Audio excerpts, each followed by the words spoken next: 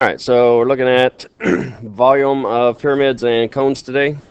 So we got volume of a pyramid, theorem 12.9 is 1/3 of the area of the base times the height, where area of the base is B and height is H. And then 12.10, volume of a cone is 1/3 the area of the base times the height. So exact same formula. Once again, so since it's a cone, we have a circular portion, so that's replace the area of the base with pi r squared and times the height. So two simple, somewhat simple formulas, and then we got some problems to go over, and we'll be done with today. All right. So the first one, we're finding the volume of the pyramid with the regular base. So it's a regular hexagonal pyramid. So meaning the base is a pyramid. So we're going to use volume equals 1/3 area of the base times the height. And since it's a hexagon, the formula we're going to use is area of the base is going to be, let's see, I just lost the whole train of thought. So area of the base is the 1/2 the apothem times the perimeter. So first step is to find the apothem. So since it's a hexagonal pyramid, the base is a hexagon. So if we look at one section out of that hexagon, creating a triangle, and since it's 360 degrees all the way around, we divide it by 6. And so the measure of that is going to be 60 degrees.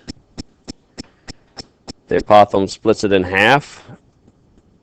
And so since that each side is 2, each half of that split is going to be 1. Huh? Okay, here's the picture right there with a 2 centimeters. So we split it in half. We got 1 and 1.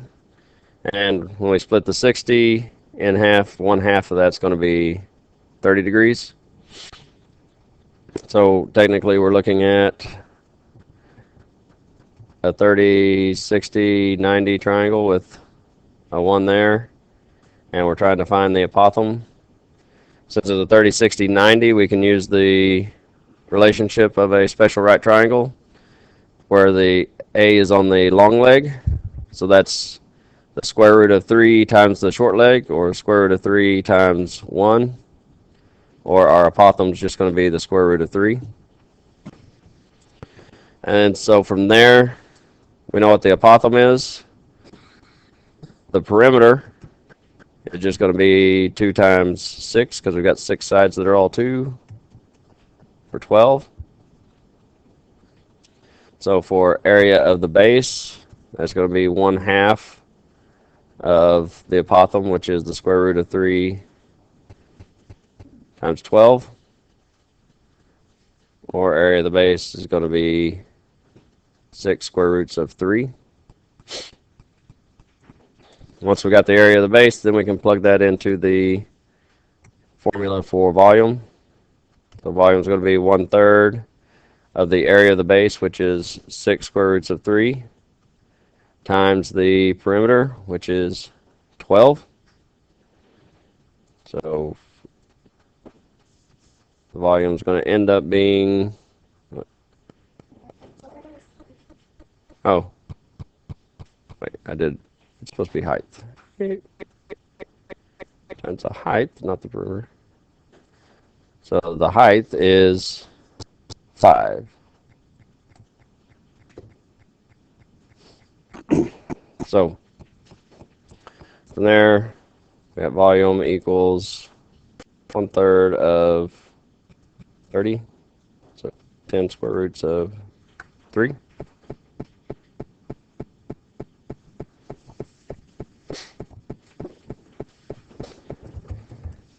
All right. So then volume of a cone.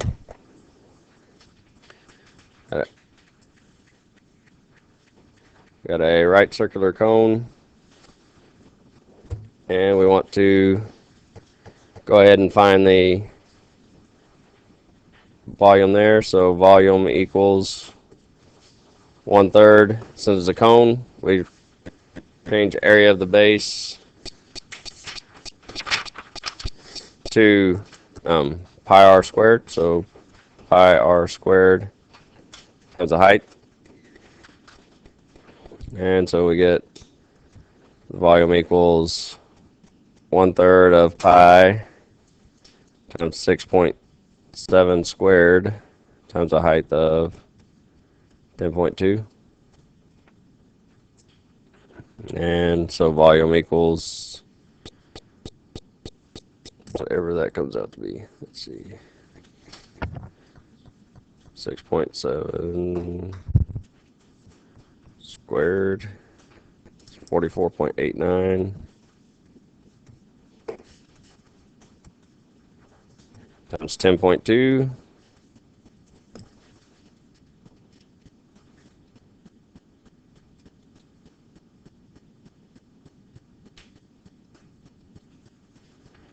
Times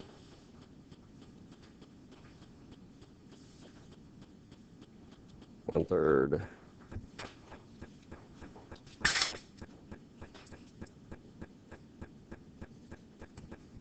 So the volume is going to be 479.5.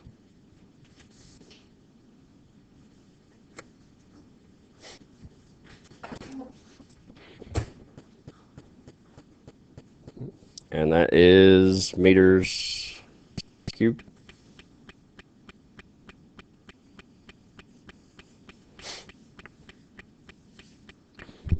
All right, so then we've got an oblique circular cone, which is just going to still follow the same principle here.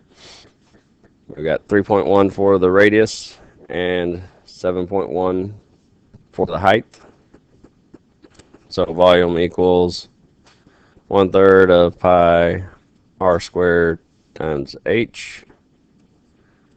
Or volume is going to be 1/3 of pi times the radius, 3.1 squared, times the height of 7.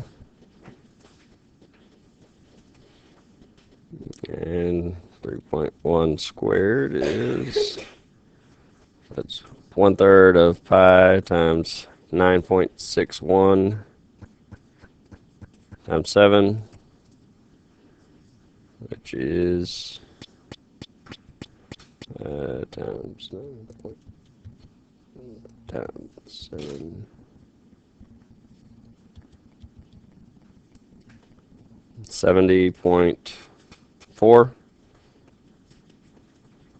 inches cubed.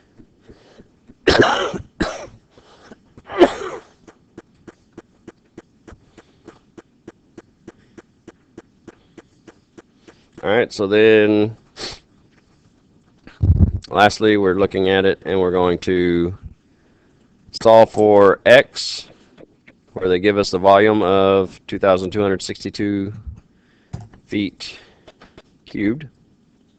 And so I'm plug it into the same formula for volume. Volume equals pi r squared times h, or 2,262 should equal pi times the radius, which in this case is the x. So x squared times 15. And so 2262 is going to equal 15 pi times x squared. Divided by the 15 pi.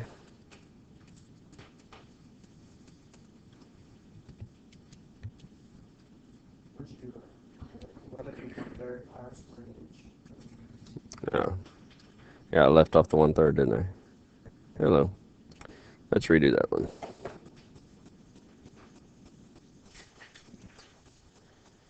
Getting ahead of myself. volume equals 1/3 pi r squared h. So 1/3 of pi times x squared times the h of 15. So that'll be 5 pi x squared. So now we divide by the 5 pi. And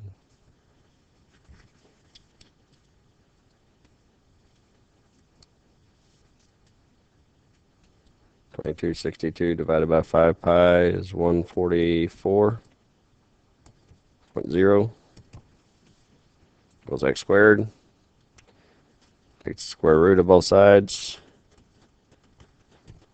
And our x value is going to be 12, and the unit should be feet on that.